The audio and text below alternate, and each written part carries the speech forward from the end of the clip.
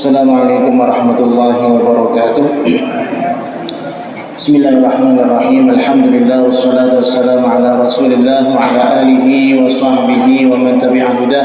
Wa la haula wa la quwwata illa billah. Amma ba'd. Allahumma anfa'na bima 'allamtana wa 'allimna ma yanfa'una wa zidna ilma, amin ya rabbal alamin. Fadilatul muhtaramin, para alim, para ulama, para sepuh bini sepuh, hadirin hadirat jamaah Masjid Agung Kudus, rahimakumullah wa radhiya ankum wa barakalakum. Marilah sebelum kita lanjutkan ngaji tafsir Al-Quran pada malam hari ini, kita terlebih dahulu untuk niat i'tikaf bersama-sama di masjid.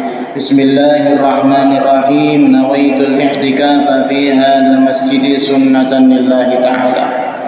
Pada pertemuan yang sebelumnya kita sudah sampai pada firman Allah Subhanahu wa taala, wa qulna bitu ba'dukum li ba'din adu. Bahwasanya Allah Subhanahu wa taala setelah Nabi Adam melakukan apa yang telah dilakukan, yaitu memakan buah pohon terlarang, maka kemudian Allah Subhanahu wa taala berfirman memerintahkan kepada siapa? Memerintahkan kepada Nabi Adam, ibunda Hawa, iblis, dan wa fi riwayah juga menyuruh siapa? Seekor ular, yang mana menjadi tokoh tambahan di dalam cerita terusirnya Nabi Adam dari surga. Di situ kemudian Allah Subhanahu wa taala berfirman, wa qulna bitu ba'dukum li ba'din adu. Kalian antar satu dengan yang lainnya sama-sama akan menjadi musuh. Maka perseteruan antara manusia, iblis dan ular ini abadi. Seakan-akan apa? Abadi. Di sini disebutkan al-adawah baina dzurriyyati Adam bitahasudi fid dunya wal ikhtilafi fid din.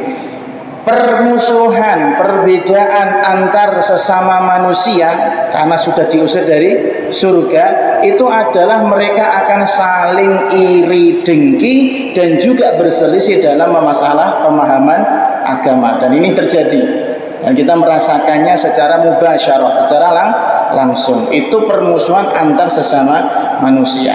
Lalu kemudian permusuhan antara manusia dengan iblis apa? Al-adawatu ma'a iblis diniyah. Permusuhan antara kita bangsa manusia melawan si iblis dan setan, itu adalah permusuhan berlandaskan keyakinan agama. Karena tujuannya iblis tidak lain adalah merusak agama daripada manusia. Makanya dulu kalau di Mekah itu ada patung namanya Isaf, ya? Patung yang mana dia adalah kutukan. Awalnya mereka itu manusia, Nailah, Isaf dan Nailah, ya. Isaf dan Nailah ini adalah dua sejoli yang sedang kasmaran. Lalu kemudian yang terjadi apa? Mereka melakukan hubungan terlarang di dalam Ka'bah. Nauzubillah min dzalik. Di dalam Ka'bah mereka melakukan hubungan tidak senonoh. Lalu langsung turunlah azab, kemudian mereka menjadi patung, wakilah seperti itu. Akhirnya untuk menjadi pengingat akan bahayanya, keramatnya Ka'bah dan Makkahul Mukarramah, akhirnya mereka dua patung itu ditaruh, yang satu di Bukit Safa, yang satu di Bukit Marwah. Nah ini loh, dulunya mereka ini ditaruh dengan tujuan agar menjadi pengingat bagi generasi-generasi setelahnya. Tapi yang terjadi apa? Setan itu pinter. Lama-lama ditabarukan, diusap-usap, disembah-sembah. Maka ini adawah, permusuhan antara kita dengan si iblis ini. Walaupun dulu mungkin enggak mungkin kita wonge musyrik ya, nyembah sama patung yang diazab, manusia yang diazab, enggak mungkin. Nyatanya terjadi. Maka permusuhan kita dengan iblis adawah diniyah, permusuhan yang berlandaskan agama, karena dia berusaha merusak keyakinan manusia. Fala tartafi' ma baqiyad din. Permusuhan kita dengan si iblis ini selamanya. Sampai kapan? Sampai nanti hingga akhir kiamat. Lalu kemudian permusuhan kita dengan si sinten ular. Wal adawatu ma'al hayyah tabi'iyah. Sementara permusuhan kita dengan si ular ini adalah permusuhan yang natural, yang bangsa natural alam ya. Kalau kita ketemu si ular kita harus waspada, kita harus hati-hati, kita ketok kepalanya ya, kita pukul ndase. Begitu juga si ular ketika dia ketemu manusia maka dia akan nyokot kemudian menaruh upasnya atau bisanya kan gitu. Bon, sekarang yang kita perlu ketahui, ketika Allah Subhanahu wa taala mengusir Nabi Adam, pertanyaannya kaifa mauqifu Adam hina qila lahum jami'an ba'dukum li ba'din adu. Bagaimana reaksi Nabi Adam ketika Allah Subhanahu wa taala berfirman, kalian yang turun ini nanti akan saling bermusuhan. Di sini ada riwayat mengatakan qala Adam alhamdulillah. Loh, justru Nabi Adam ketika dikasih tahu nanti antara manusia, iblis dan ular ini akan bermusuhan, justru Nabi Adam bukan ngendikan innalillah, justru apa? Alhamdulillah. Sebabnya apa? Li'annallaha lam yaqul ana lakum aduwwun. Karena di situ Allah tidak berfirman ana lakum aduwwun, wahai Adam aku ini musuhmu. Tidak seperti itu. Itu yang paling dikhawatirkan oleh Nabi Adam. Sudah diusir, yang paling ditakutkan sama Nabi Adam apa? Kalau dianggap sebagai musuhnya Allah Subhanahu wa ta'ala. La mafarra fi, tidak ada kesempatan untuk lari dari musuh. Kalau Allah itu menjadi musuh kita, maka kita tidak akan selamat. Na'udzubillah min dzalik. Maka ketika Allah berfirman ba'dukum li ba'dun adu, kalian akan saling bertengkar, kalian akan saling bermusuhan, beliau bersyukur alhamdulillah sing dadi musuhku ijek padha-padha makhluk ora Gusti Allah. Nah, makanya ini ada beberapa faedah dari guru-guru kita. Misal kita punya hasud, ada orang yang hasud dengan kita, ada orang yang iri dengki dengan kita, benci dengan kita. Terus katakan saja alhamdulillah yang benci sama-sama makhluk, asalkan Tuhan tidak benci sama saya, selesai urusan saya. Asal Tuhan tidak benci sama saya, maka selesailah urusan saya. Allah. Nah, ini perlu ditanamkan, sifat-sifat seperti ini. Biar apa? Tidak goyah ketika menemukan muskilah, permasalahan kehidupan. Walaupun seseorang ini dimusuhi oleh seluruh penduduk bumi dan langit, asal Allah ridho selesai. Makanya yang beliau syukuri, alhamdulillah kok Gusti Allah orang nganggep aku musuh. Nah ini Masya Allah. Kemudian walakum fil ardi mustaqarrun, dan kata Allah, dan bagi kalian di bumi ada tempat menetap.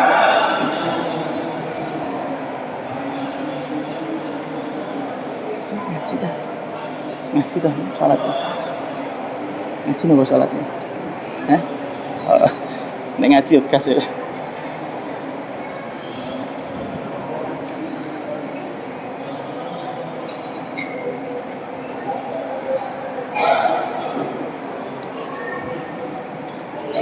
Ngaji, belum salat.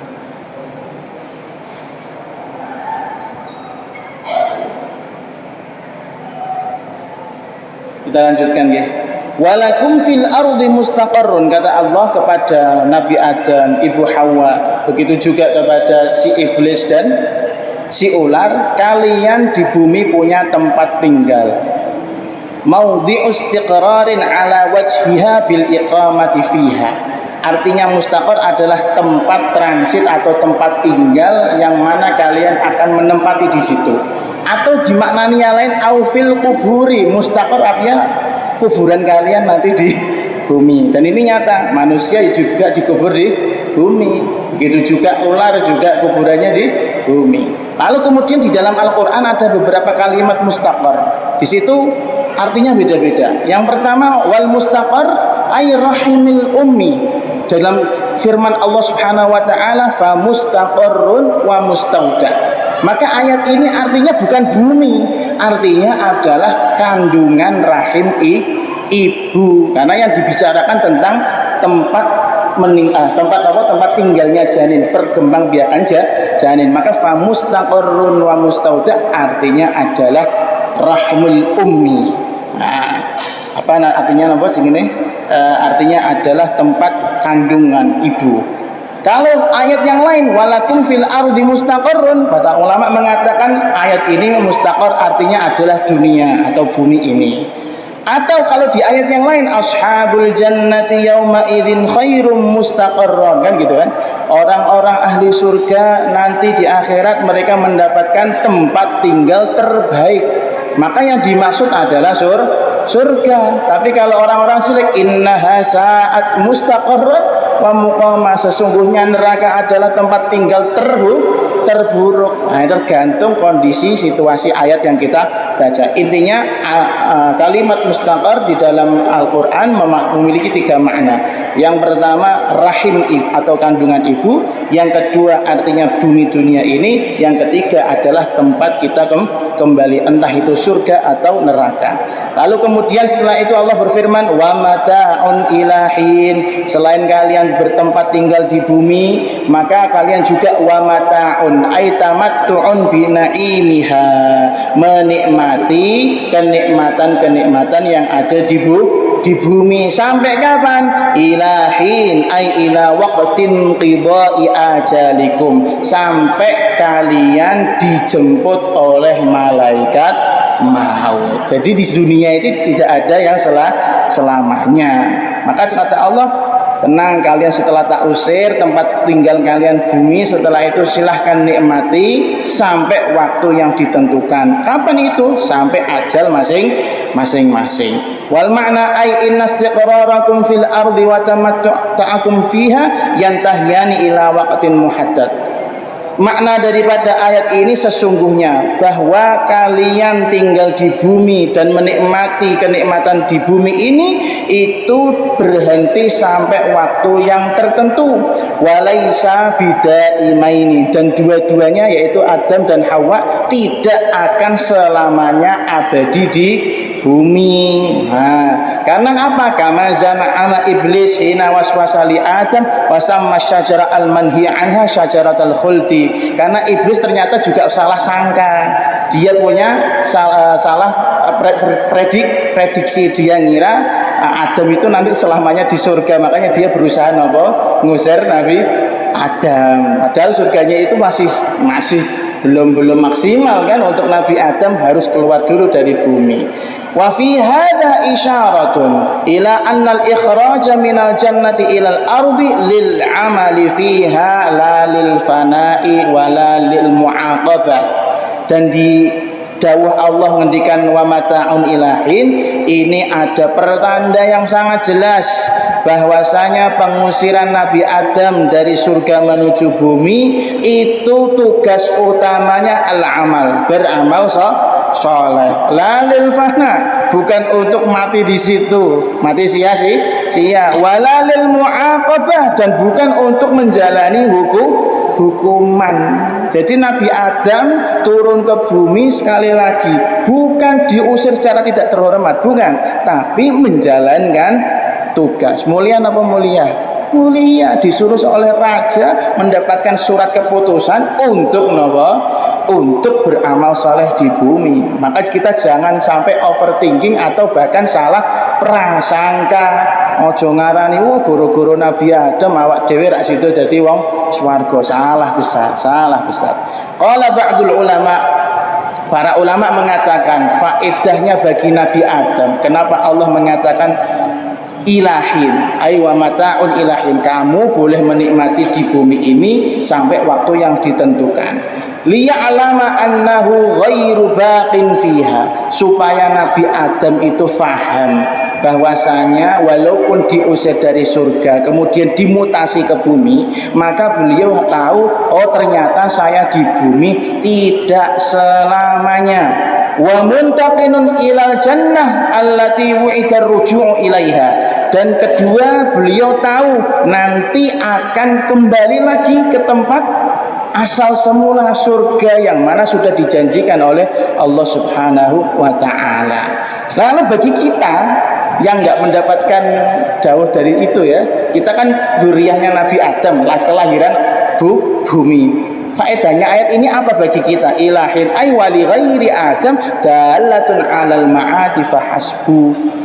Bahwasanya bagi kita sebagai manusia biasa keturunannya Nabi Adam, ayat ini memberikan informasi kepada kita. Kita ini juga sama, tidak selamanya di bumi, nanti akan pindah hijrah ke surga. Karek mantes ke awak, pantes po nah, mau pantas silahkan beramal soleh sebanyak-banyaknya ya, menjadilah orang yang baik, menjadilah orang yang tekun beribadah, insya Allah potensi kembali besar.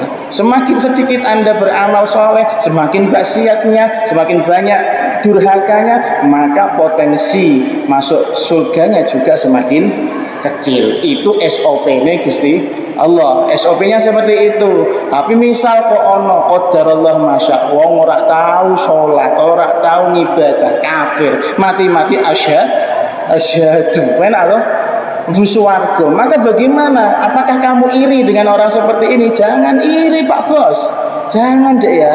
Itu jangan iri dengan orang-orang seperti itu. Orang yang seperti itu pun dirawasi imane. Alhamdulillah bejone dia mati dalam keadaan syahadat. Maka dia kalau masuk surga juga linglung, belum pernah sholat, belum pernah amal soleh. Jadi mebeleni Islamnya menah.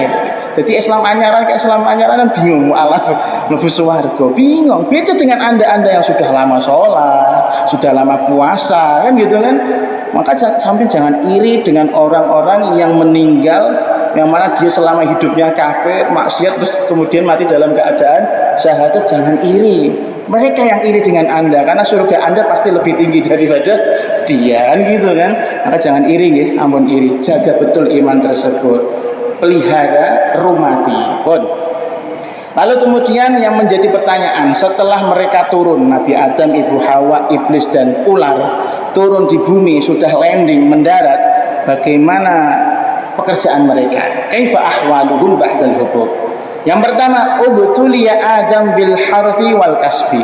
Dikatakan di dalam Israiliyat, Nabi Adam kemudian di bumi, karena hidup tinggal di bumi, mendapatkan pekerjaan. Pekerjaannya apa? Menjadi pak petani, menjadi orang wira usahawan, wira swasta. Jadi nek bapakmu kok wira swasta itu podo-podo Nabi Adam. Nah, misalnya pekerjaan petani, kerjaan Nabi Adam itu. Aja malah cilek aten ya, aja malah cilek aten. Lalu Ibu Hawa bagaimana? Wa Hawa bil haidi wal habli wat talqi wa nuqsanil aql. Sementara Ibu Hawa mengalami menstruasi, karena di surga kan enggak ada menstruasi. Kalau kemudian beliau karena turun di bumi, Ibu Hawa mengalami menstruasi, mengalami kehamilan, mengalami kelahiran ya.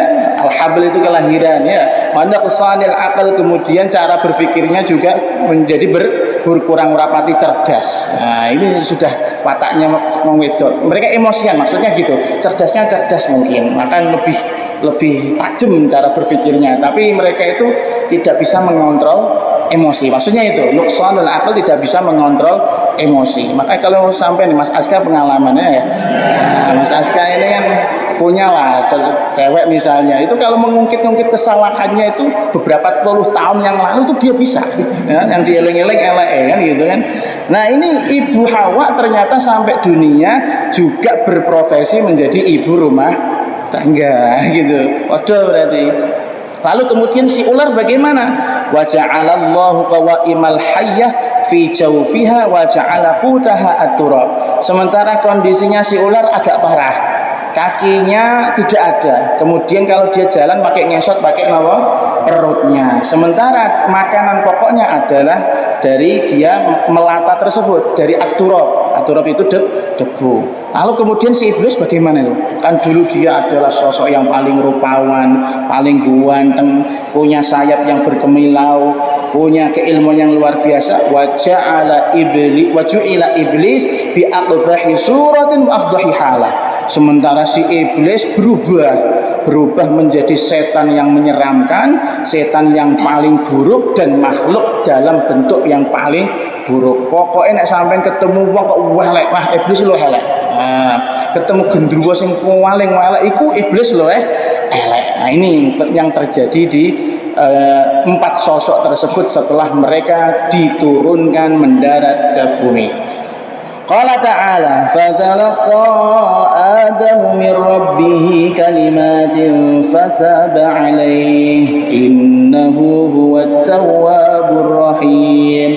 Fatalaqa mongko nampa Adamu sapa Nabi Adam min rabbih saking pangerane Nabi Adam yakni Gusti Allah. Nampa ing apa kalimatin ing pira-pira kalimah fataba mongko banjur nerima tobat sinten rabbihi alaihi ing atase Nabi Adam. Innahu satemene Gusti Allah ai rabbihi huwa ya Allah at-tawwabu iku zat kang akeh pangapurane ar-rahimu tur zat kang akeh welas asih. Lalu kemudian yang menjadi pertanyaan selanjutnya, setelah Nabi Adam mendapatkan titah untuk keluar turun menuju bumi, lalu kemudian apa yang disampaikan setelah itu, apa yang terjadi setelah itu? Katanya fatalaqa Adam. Kemudian Nabi Adam menerima beberapa lafaz, menerima beberapa kalimat, menerima beberapa doa dari Allah. Ini lucu ya, logikanya lucu. Nabi Adam dalam kasus ini kan kayak orang bersalah, ya. Orang bersalah, tapi kok disangoni carane napa tobat. Kene pengen tak ngapura iki, tak wae kisi-kisi nih. Anak-anak. Ini kalau bukan sang kekasih tidak mungkin. Kalau asasnya benci, Allah nggak bakal kasih kisi-kisi caranya tobat. Contoh Anda misalnya, Anda dengan sesama teman punya masalah gitu. Temanmu bersalahnya apa? Karena nikung calon istrimu misalnya gitu ya. Mas Aska ditikung sama Mas Firdan misalnya. Nah, contoh cocok ya. Nah, misalnya saja ini Mas Aska marah-marah, kemudian Mas Firdan bagaimana caranya minta maaf sama Anda? Ya mau ngomong ya cerai sik bojomu, nggak mungkin kan? Ambuh pikiran dhewe gitu kan. Karena dia asasnya sudah benci. Tapi Allah ini beda. Karena yang diusir adalah kekasihnya, yang diusir adalah nabinya, maka ketika keluar beliau dikasih kisi-kisi, dikasih sangu. Kayak lu mau ke omah tapi tak sangoni loh. Ada kan anak-anak yang kadang bandel-bandel seperti itu, silahkan keluar dari rumah nih, duit secukupnya kamu hidup, gitu. Setelah itu jangan hubungi bapak lagi. Kan ada, aslinya itu masih sayang gitu loh, aslinya masih sayang, apalagi Allah. Makanya logikanya lucu, diusir kok masih disangoni. Nah ini berarti Allah ini masih pengen Nabi Adam dan dzurriyyahnya, semoga kita termasuk kembali ke masuk surga. Dan alehnya setelah diamalkan fataba alaihi, lalu Allah berkenan menerima tobatnya karena kisi-kisi tobat tadi sudah diamalkan oleh Nabi Adam. Berarti iblis kecelek, pengen menghancurkan namanya Nabi Adam, pengen menghancurkan derajat kemuliaan Nabi Adam. Ternyata setelah diusir Nabi Adam dikasih kisi-kisi, sementara si iblis gak dikasih. Si iblis gak dikasih gitu kan. Pilih kasih. Memang Allah tuh pilih kasih gitu loh. Allah pilih kasih sama Nabi Adam. Ini aneh kan, fataba alaih. Lu kok malah di ngapura Gusti Allah. Innahu huwat tawwabur rahim. Sungguh Allah dat yang maha menerima atau maha mengampuni dan maha penyayang. Lalu kemudian kita bahas secara sedikit demi sedikit. Fatalaqa Adamu min rabbih kalimatin. Kata-kata ini atau ayat ini menunjukkan apa? Lidalalah ala anna taubah hasalat aqibal amri bil hububi qabla tahaqquqil ma'muri. Di sini ayat ini menunjukkan bahwasanya taubatnya Nabi Adam itu sudah terjadi ketika setelah mendapatkan perintah diturunkan ke bumi. Jadi kan Allah perintah ya Adam kamu keluar, kamu turun ke bumi. Tapi setelah ngendikan gitu, kemudian Allah transfer kisi-kisi tersebut dan dilakukan langsung. Jadi taubatnya Nabi Adam itu terjadi di mana? Masih di surga, masih di surga. Maka di sini qabla tahaqquqil ma'muri bihi, sebelum perintah turun itu sudah berjalan, belum berjalan berarti ini ihbitu kan perintahnya kan disuruh turun ke bumi. Sebelum turun ke bumi itu Nabi Adam sudah tobat. Nah itu makanya ketika beliau ke bumi dipermudah urusannya oleh Allah Subhanahu wa ta'ala. Pun wama makna talaqil kalimat, apa yang dimaknai dengan kata-kata talaqqa? Nabi Adam menerima beberapa kalimat. Di sini disebutkan ai istiqbaluha bil akhdhi wal qabuli wal amali biha hina alimaha. Yang dimaksud talaqqa Adam, Nabi Adam menerima kalimat-kalimat kisi-kisi istimewa dari Allah, itu artinya adalah Nabi Adam mengambil, menerima dan juga mengamalkannya secara langsung. Makanya tadi disebutkan antara turunnya Nabi Adam ke bumi dengan taubatnya Nabi Adam, duluan mana? Duluan taubatnya gitu. Lalu yang menjadi pertanyaan, kisi-kisinya apa sih? Doanya apa sih kok sampai Allah Subhanahu wa ta'ala kersa paring pangapura kepada Nabi Adam?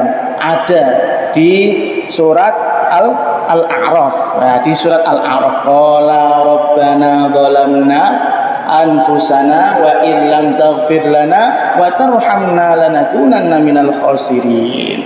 Ya Allah, kami betul-betul telah zalim pada diri kami, menganiaya diri sendiri. Wis kandhani aja nyedak-nyedak tetep tak terjang. Wa illam taghfir lana, nek jenengan boten paring pangapura, kalau engkau tidak mengampuni kami, siapa lagi? Pastilah kami akan menjadi orang-orang yang merugi. Ini satu riwayat. Dalam riwayat di Mustadraknya Al-Imam Al-Hakim ada tambahan. Waqila Nabi Adam itu tawassul dengan nama agung Nabi Muhammad sallallahu alaihi wasallam. Nah, ini momennya Maulid Nabi, dan karena sudah mau masuk waktu Isya, kita tutup dengan salam kepada Rasulullah sallallahu alaihi wasallam. Tsumma qala i'rabu lafzati Adam wallahu a'lamu bis-shawab. Bismillahirrahmanirrahim.